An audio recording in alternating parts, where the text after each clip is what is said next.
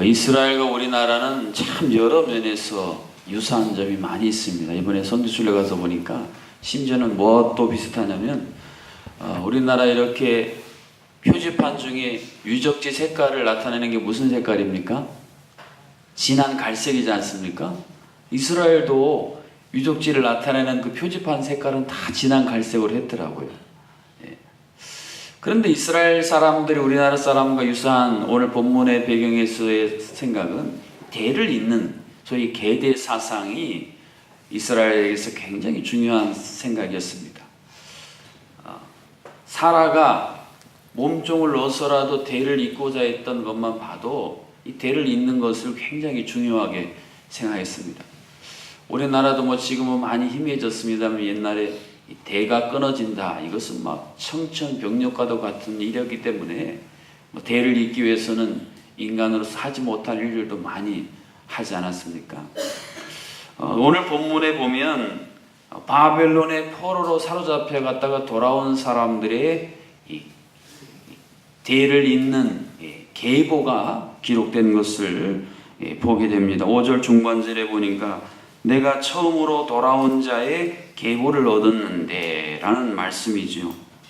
그런데 오늘 본문에 나오는 이 계보에 기록된 사람들은 사실은 이 족보에 기록되는 것이 만만한 일이 아니었다는 것입니다.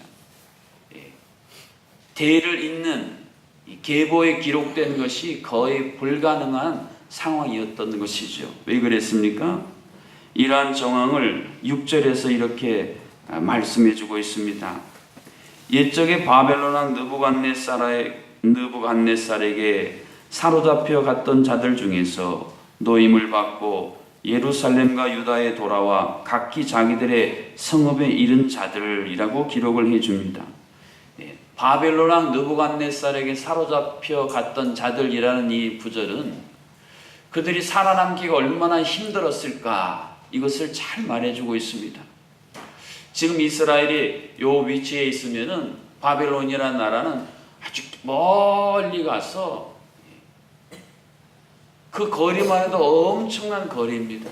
거기를 포로로 끌려가진 않습니다.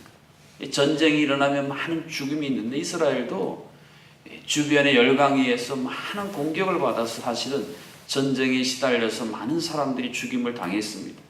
사실은 멀지 않은 역사만 해도 히틀러의 600만이나 되는 엄청난 유대인들이 죽임을 당하지 않습니까? 이 바벨론이라는 나라는 엄청난 제국이었습니다. 여러분, 제국이 갖고 있는 특징 중에 하나는 이 잔악하다는 겁니다. 자신들이 정복한 민족들, 포로들에 대해서 아주 잔인하게 우리나라에 행했던 일제의 잔인한 만큼 그보다도 아주 참혹하고 잔악한 것이 제국이었습니다. 그러한 제국 아래에서 생존한다, 참 힘든 일이었습니다. 뿐만 아니라 이 바벨론은 베일이라는 이름 자체가 신의 이름이에요. 그처럼 완전히 이방신으로 가득 찬 곳에서 끝까지 하나님을 믿는, 하나님을 향한 신앙을 유지하면서 사는 것이 쉬운 일이 아니었습니다. 다니엘 사건만 봐도 그 회유와 그 어마어마한 이 압력 아래서 믿음을, 하나님을 끝까지 있는 이 믿음의 계보까지 이어가는 것은 거의 불가능한 상황이었다는 것입니다. 그런데 하나님께서는 오늘 본문을 통해서 하나님의 사람들, 백성들의 계보를 끝까지 이어나가는, 그들로 하여금 대를 잇는 계대의 큰 역사를 이루도록 친히 역사하시는 것을 보게 됩니다. 하나님께서 어떻게 이러한 계보를 이어가는 역사를 이루셨습니까? 5절 상반절 말씀해 보니까 내 하나님이 내 마음을 감동하사 귀족들과 민장들과 백성을 모아 그 계보대로 등록하게 하심으로, 이게 보면 하나님께서 감동하셨다라는 대목을 주목해 볼 필요가 있습니다. 하나님께서는 하나님의 역사를 이룰 때에 사람들의 마음을 감동하십니다.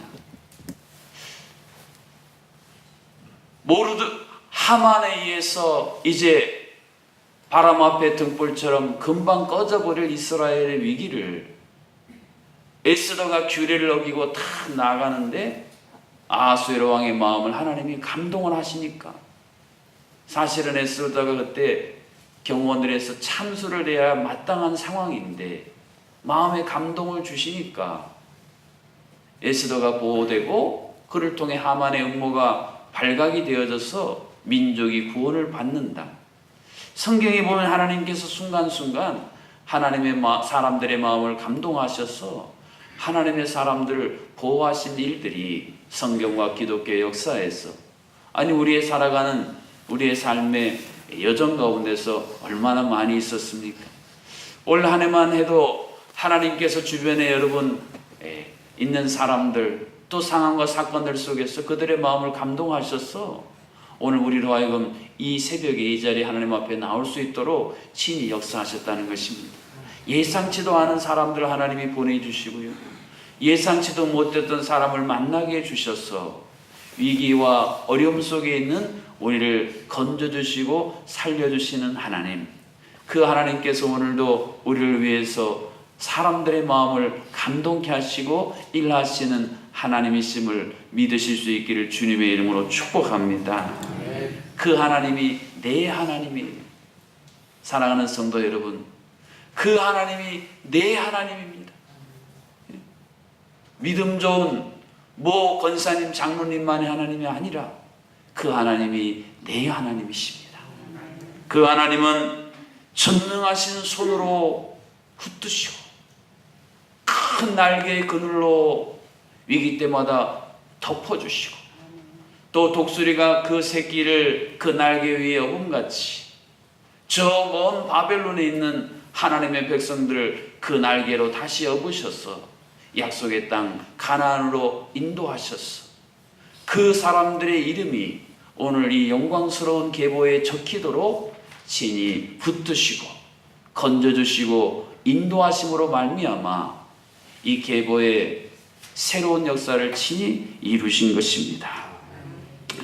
믿음은 하나님의 계보를 이어나가는 것이라고 말할 수 있습니다. 믿음이 없으면 중간에 포기합니다. 믿음이 없으면 중간에 단절이 됩니다. 믿음이 없으면 소멸되어 갑니다. 그러나 믿음이 있으면 비록 바람 앞에 등불처럼 위태위태해도 믿음을 가지고 하나님이 우리에게 주신 이 영적인 계보를 우리가 이어갈 수 있는 것입니다. 믿음이 있으면 새순이 돋고 꽃 피고 열매 맺는 이사야에서 말씀하신 구루터기처럼 우리가 끝까지 살아남을 수가 있는 것입니다. 나무를 베어버려서 죽은 것 같은데 거기서 다시 새순이 돋고 자라서 큰 나무를 이룬다는 이 그루터기의 위대한 약속은 오늘 이 영적인 위기의 시대를 살아가는 우리들의 삶 속에서 우리들이 바라봐야 할 소중한 하나님의 약속인 것입니다.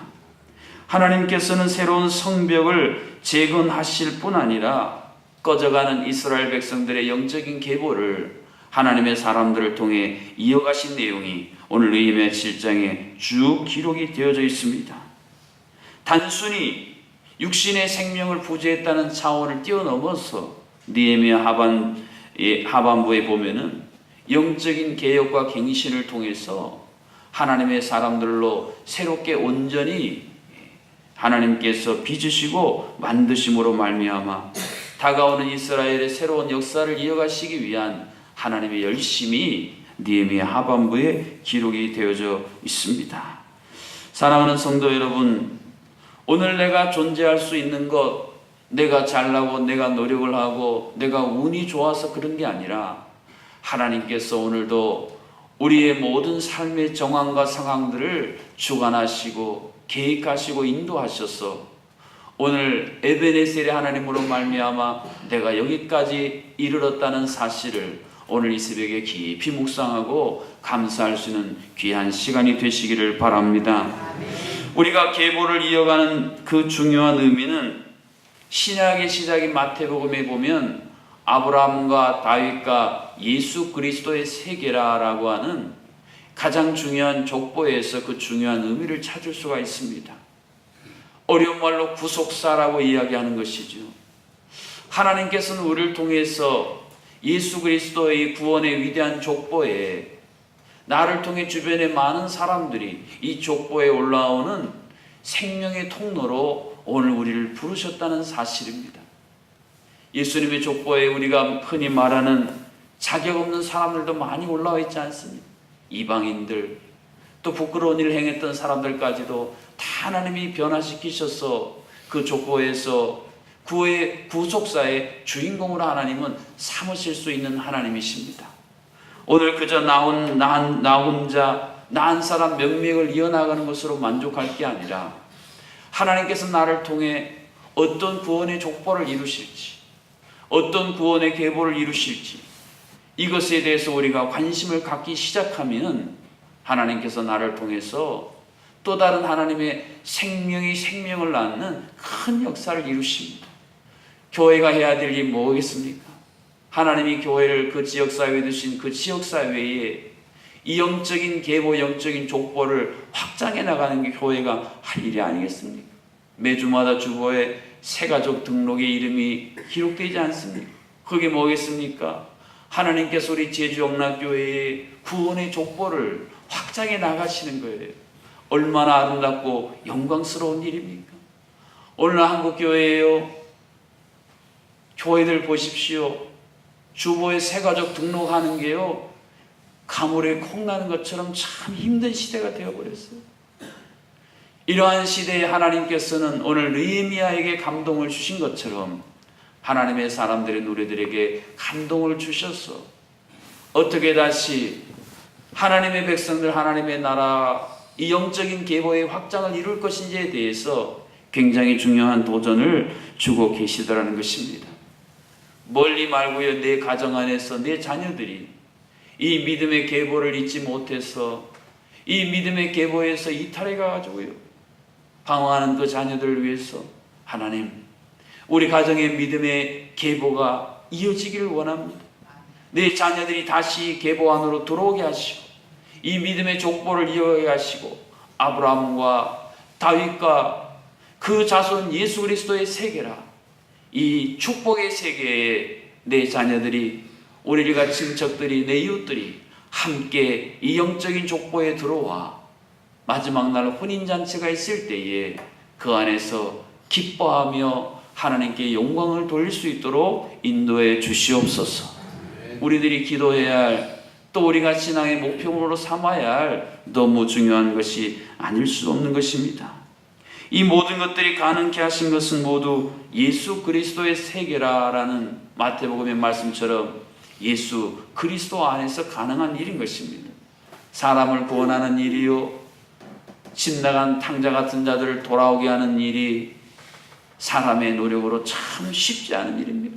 그러나 예수 그리스도께서 그들의 마음을 감동하시면, 예수 그리스도께서 그들의 마음을 만지시면 어제까지 철옹성 같았던 마음이 문을 열고요, 어제까지 그렇게 핍박하고 박해했던 자가